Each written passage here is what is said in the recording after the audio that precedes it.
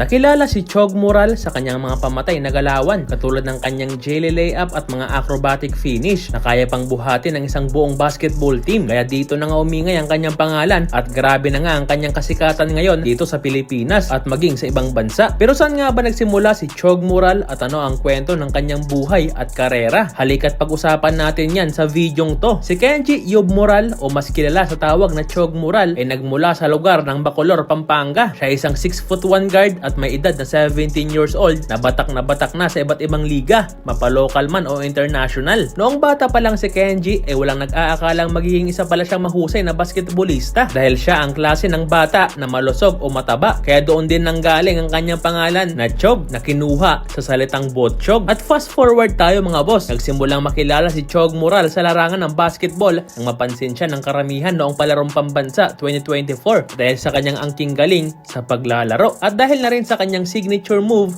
na jelly layup na kinabibiliban ng napakaraming kabataan at mga fans. Noong palarong pambansa 2024 ay nadala niya sa finals ang kanyang team ng Pampanga Delta at nakalaban nga nila dito ang kupunan ni Rohy Matias na NCR. Ngunit nabigo nga si Chog Moral na makuha ang kampyonato at MVP award kaya nabansagan pa nga to noon bilang uncrowned king. Pero dahil sa season na yon ay nagsimula ang karera at kasikatan ni Chog Moral at simula noon ay naging laman na siya ng iba't ibang social media platform at nakakapaglaro na nga to sa iba pang malalaking liga tulad ng Junior MPBL Davao League na kung saan nakuha nga nila ang champion at itinanghala rin si Chog bilang Mythical 5 at MVP. At hindi lang siya pang Pilipinas mga boss dahil minsan na rin naglaro si Chog Moral sa isang Invitational Youth Basketball Championship sa Dubai at pumakitang gilas nga siya dito at pinagdadakdakan lang ang mga kalaban at 2 beses na rin tong kinuhang import sa Thailand at ang recent nga lang ay nakuha pa nila ang champion at itinanghal pa bilang MVP si Chog Moral. At sino nga ba ang makakalimot ng pangunahan na rin ni Chog ang Team Pilipinas sa kakatapos lang na ASEAN School Games 2025 at nasungkit nga nila dito ang kampyonato. Kaya masasabi kong meron na talagang napatunayan ang batang si Moral at kahit sa ano pang liga siya dalhin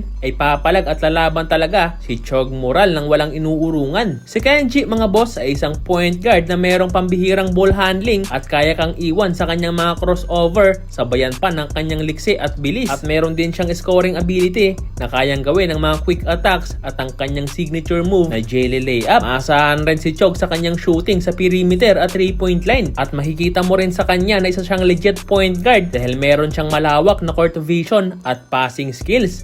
At meron din siyang leadership sa kanyang team. Kaya kaabang-abang talaga ang paparating na palarong pambansa 2026 na gaganapin ngayong May. Dahil muli na naman nating matutunghayan ang isang Chog Moral sa loob ng hardcourt. At siguradong ibubuhos niya na lahat dahil ito na ang kanyang huling paglalaro sa palarong pambansa.